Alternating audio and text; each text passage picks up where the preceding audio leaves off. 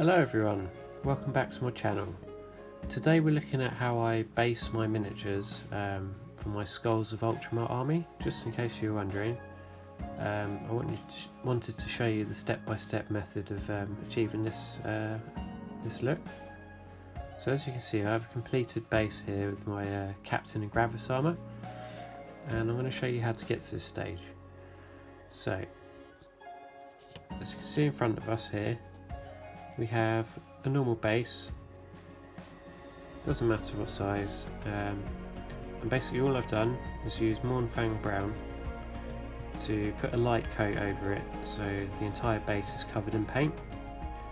And the reason for that is so that the next step, where we use Agrelian Earth, which is a technical paint, that will go on top of the Mournfang Brown. And basically the reason we painted it Mournfang Brown was so the Agrelian Earth would stick to it a lot more. If you were to just put it on plastic itself, there's more likelihood of the Agrelian Earth cracking and chipping and falling off your base, which you obviously don't want that. So that's the reason for that. The next stage is, like I said, applying Agrelian Earth, sorry, and basically you have to leave it to dry for a couple of hours. I tend to leave it overnight just to be sure.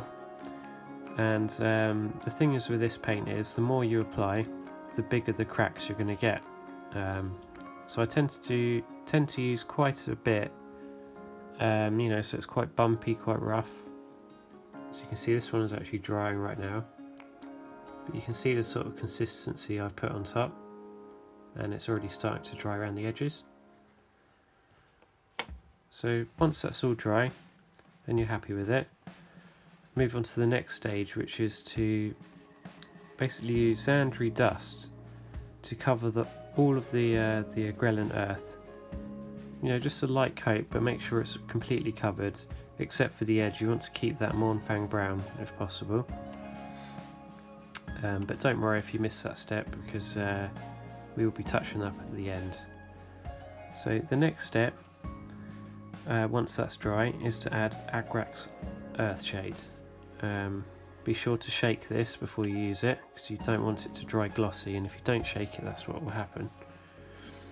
So yeah, just a light coat, make sure all the cracks are filled, and leave that to dry for I'd say 3 hours is a good time. Now once that's dry, you're coming to the last few steps here. So basically you want to wait for it to dry, and then you can go over it with a dry brush of Zandri dust, or you could opt for Zandri dust and then a lighter colour such as Ushabti Bati Bone. I can't pronounce that word, sorry, but that would be a good highlight if you wanted to do that.